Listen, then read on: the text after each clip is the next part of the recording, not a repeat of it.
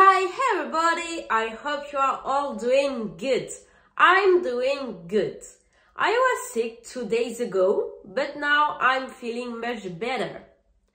Bonjour à tous, j'espère que vous allez tous très bien. Aujourd'hui, nouvelle vidéo YouTube et dans cette vidéo, on va voir les 3 erreurs que les Français font quasiment tout le temps. Alors, assis-toi bien confortablement, prends bien un cahier et un stylet si toi aussi tu fais ces erreurs, au moins comme ça, après cette vidéo, tu ne feras plus ces erreurs. Alors, assis-toi confortablement, prends bien un cahier, un stylo et c'est parti!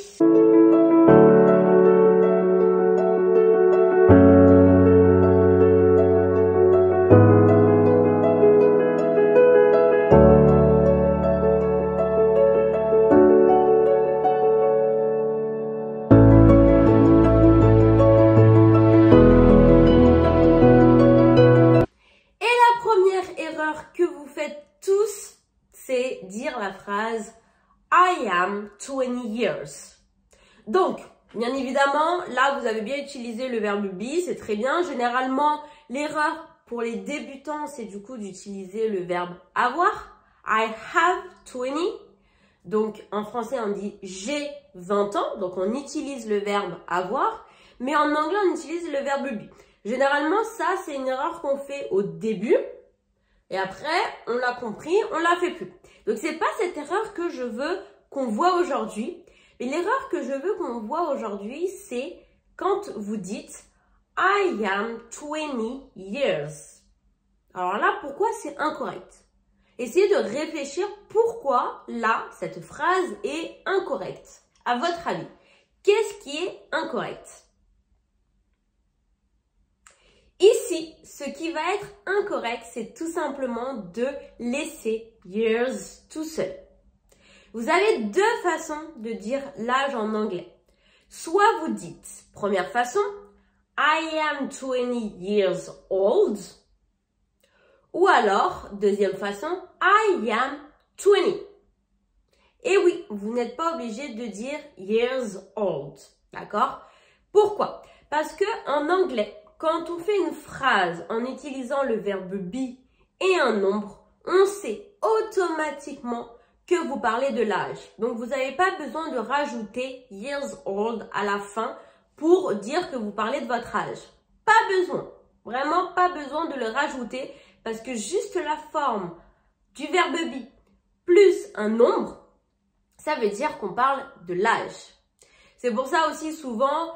on dit, par exemple, en français, on va dire, combien vous êtes? Nous sommes 5. We are 5. Là, c'est aussi incorrect. Parce que si vous dites we are 5, on a la forme du coup verbe be plus un nombre. Dans ces cas-là, ça veut dire nous avons 5 ans. Du moins en anglais. Et oui, donc, finalement... Il faut faire aussi attention pour les formes qu'en français, on utilise du coup le verbe être avec un nombre. Attention parce que forcément en anglais, la forme sera différente. Pourquoi? Parce que si vous utilisez le verbe be plus un nombre, là vous parlez de votre âge. Donc il faut faire attention à ça. Donc pour vous répondre, sûrement, il y en a qui se posent la question, bon d'accord, on a compris. Si je dis we are 5, ça veut dire on a 5 ans. Mais du coup, si je veux dire nous sommes 5, comment on le dit? They are 5 of us. Voilà, maintenant revenons à nos moutons. Donc pour parler de l'âge, vous avez 2 façons de dire. Première façon, I am 20 years old. Donc pour dire l'année, c'est years old, pas years tout seul, parce que years tout seul, c'est l'année de façon générale. Et pas l'année, donc quand je parle de mon âge. Ou alors, du coup, deuxième façon, ne pas dire years old et ne rien dire du tout. I am 20. D'accord? Donc, là, vous avez 2 façons de le dire. Soit vous dites years old, soit vous ne dites rien, mais surtout ne dites pas years tout seul. I am 20 years, c'est incorrect. Ok? Donc, soit vous le dites en entier, soit vous ne le dites pas du tout. La deuxième erreur fréquente, c'est par exemple si je veux dire I listen music every day. Donc à votre avis, quelle est l'erreur dans cette phrase? L'erreur dans cette phrase, c'est tout simple. C'est au niveau du verbe. Pourquoi? Parce que le verbe listen, il est toujours suivi de la préposition to. Pourquoi? Eh bien, c'est comme ça. Il n'y a pas des règles. Ok? Donc, listen est toujours suivi de la préposition to quand il y a un complément d'objet après. Si jamais je finis ma phrase et je veux dire juste écoute, listen. Si jamais j'ai un complément d'objet après mon verbe, je dois rajouter to. Écoute-moi, listen to me. Écoute, j'écoute de la musique. I listen to music.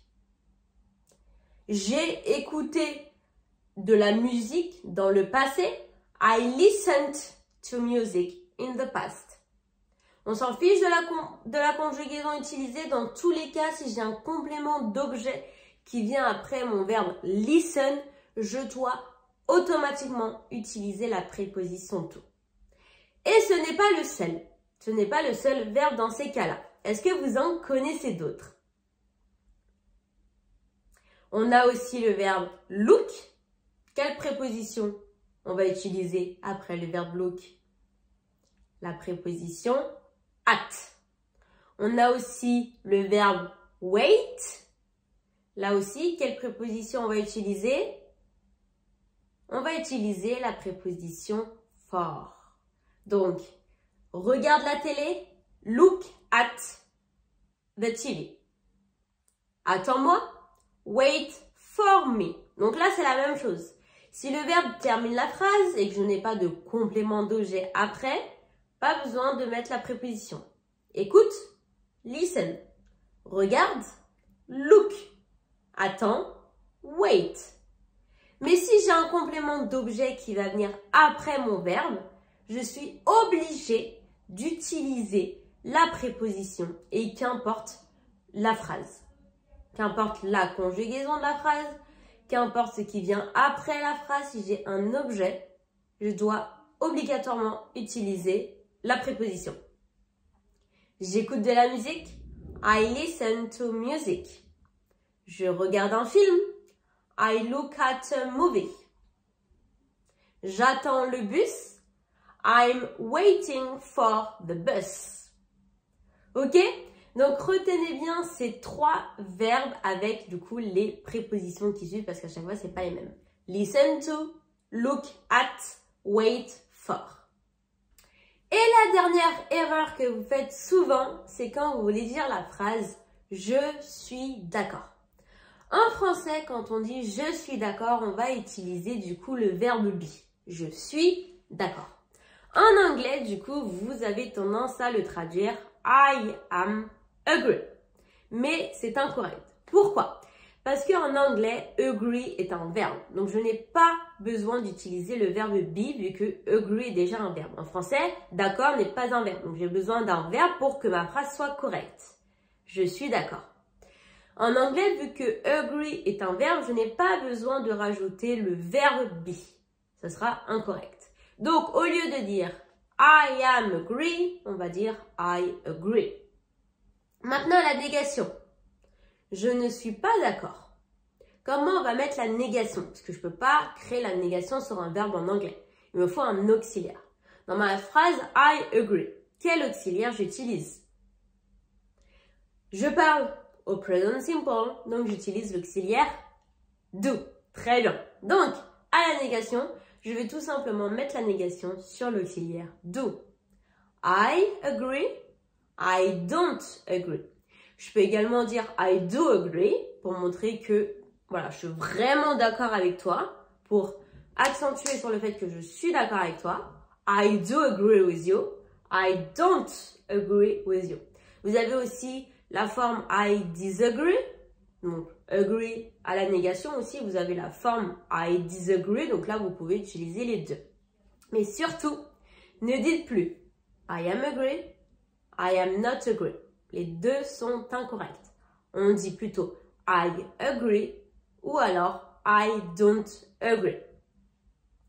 Et voilà du coup pour les 3 erreurs que les Français font généralement 99% du temps. J'espère que toi, tu les feras plus après cette vidéo.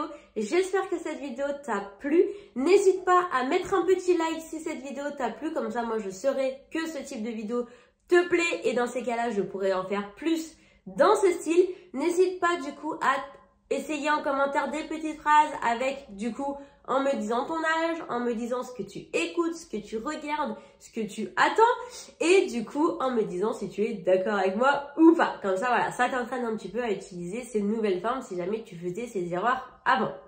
Donc voilà, on n'oublie pas le petit pouce bleu avant de nous quitter. N'hésite pas aussi à t'abonner si jamais ma chaîne te plaît. Comme ça, tu pourras avoir une petite notification dès que ma prochaine vidéo YouTube sortira. Et en attendant, je te laisse du coup m'écrire et t'entraîner en commentaire. Et on se dit à la prochaine pour la prochaine vidéo. Goodbye!